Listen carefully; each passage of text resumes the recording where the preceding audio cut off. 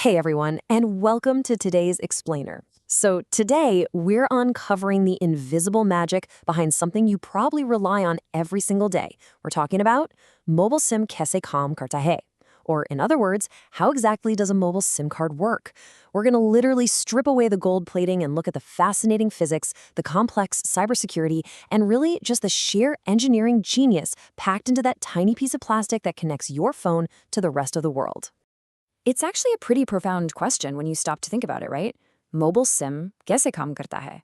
How does a piece of plastic and metal, something that is often smaller than your fingernail, manage to link a single device to this massive, invisible global network?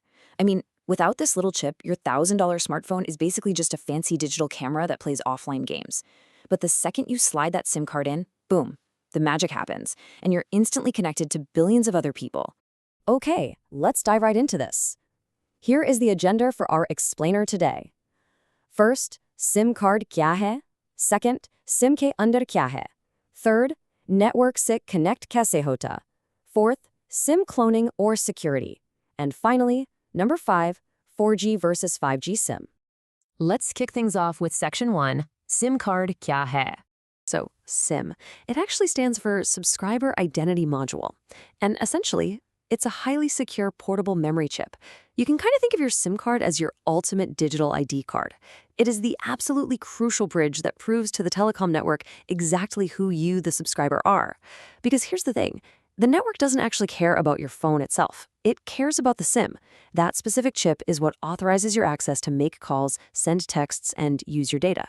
What's really wild is how much the physical form of the SIM has evolved.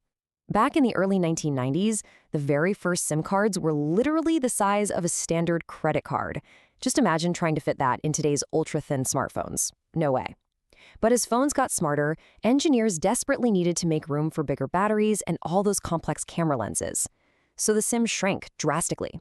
It went down to the mini SIM in 1996, the micro in 2003, and the nano in 2012. And today, we even have the eSIM, which is just directly embedded into the phone's hardware, so there's no physical card to swap at all. All right, moving right along to section 2, SIM ke andar kya hai? 64 kilobytes. That is the typical memory capacity of a standard SIM card. Now I know exactly what you're thinking. In a world where we all have terabyte hard drives, 64 kilobytes sounds like absolutely nothing, right? But get this, here is a completely mind-blowing fact. That tiny 64 kilobyte memory capacity, it's the exact same memory capacity as the Apollo guidance computer. Yeah, you heard that right. The remarkable machine that successfully guided humans to land on the moon has the exact same memory as that tiny little chip sitting in your pocket right now. It's just an absolute marvel of engineering.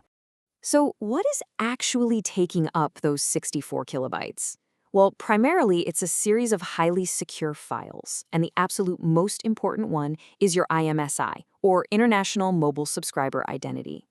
This is a unique 15-digit number that acts as your digital passport in the mobile realm. It's neatly broken down into 3 parts: the mobile country code, which tells the network what country you belong to, the mobile network code, which identifies your specific carrier, and finally, the mobile subscriber identification number, which is totally unique to you. Together, these digits allow you to be instantly recognized on any cell tower, literally anywhere in the world. But wait, it's not just a storage drive. The SIM actually has its very own operating system. It can execute basic mathematical processes right there on the chip to keep your data secure. It houses local security locks, like your PIN, the personal identification number, to protect you against physical theft. And if you happen to enter your PIN wrong too many times, it relies on the PUK, the personal unblocking key, to rescue your locked contacts and data. Which brings us to section 3, network se connect kaise hota hai? Okay. This sequence is what we in the biz call the network handshake, and it is a brilliant piece of cryptography. When you power on your phone, it immediately searches for a nearby tower and sends out your IMC. The tower passes this info over to the Mobile Switching Center, or MSC. You can think of the MSC as this ultimate traffic controller. The MSC then checks in with the HLR, the Home Location Register. Imagine the HLR is like a giant, intimidating nightclub bouncer holding a VIP guest list. The bouncer basically says, all right, if you're really on the list, solve this math problem, and sends over a random challenge number called RAND. Your SIM card takes that challenge, runs it through its secret internal key, and calculates a signed response, or SRS. It whispers that answer back to the network, and if it's a perfect match, the bouncer lets you in. You get full access to call, text, and browse. Now, let's look at the darker side of things in Section 4, SIM cloning or security. SIM cloning is, unfortunately, exactly what it sounds like. Hackers essentially want to become you on the network. To pull this off, they have to extract your IMSI and your highly secret authentication key, which is known as KI. They might try to do this through physical theft of your actual card, over-the-air attacks that exploit legacy network vulnerabilities, or even just by tricking you into downloading shady phishing apps. Once they extract those secrets, they just write them onto a blank programmable SIM card. And because the cloned SIM now has your exact cryptographic keys, the network is literally forced to accept the imposter, completely convinced they are the legitimate subscriber. The true severity of this is captured perfectly in a quote from telecom security researchers. When the identity layer is compromised, everything else falls apart. Because think about it, this isn't just about someone using your data plan to binge watch videos. If a hacker clones your SIM, they can intercept all of your incoming text messages.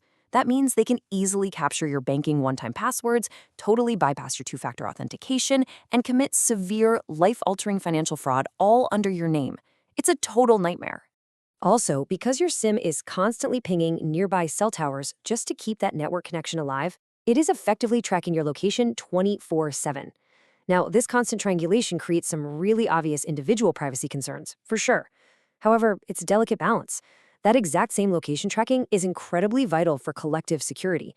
When someone makes a 911 call, or when law enforcement is desperately trying to rescue a missing person, the network's ability to ping the SIM card and triangulate its position across multiple towers is an absolute lifesaver. Let's wrap things up with Section 5, 4G versus 5G SIM. So physically, a 4G SIM and a brand new 5G SIM look absolutely identical. They are both those tiny nano SIMs. And while it's true that a newer 4G SIM can connect to early 5G networks, something called 5G non-standalone, which basically just piggybacks on the old 4G infrastructure, that is definitely not the whole story. To truly unlock the future speeds and security, you actually need a dedicated 5G SIM. A 5G SIM is pre-configured with updated parameters to securely access independent 5G standalone core networks. It features massively enhanced encryption algorithms specifically designed to prevent those exact cloning attacks we just talked about. And it manages way smoother handoffs between cell towers. So it's the same exact shell, but with a way smarter brain inside. So as we rapidly move toward a world of entirely invisible, embedded eSIMs, the big question becomes, when our digital passports are completely virtual, how will the hackers evolve next? What we do know is that this tiny chip is a brilliant symphony of microphysics and cryptography safely tucked right away inside your phone. It really makes you appreciate that little piece of plastic, doesn't it? Stay curious, keep learning, and I'll catch you in the next explainer.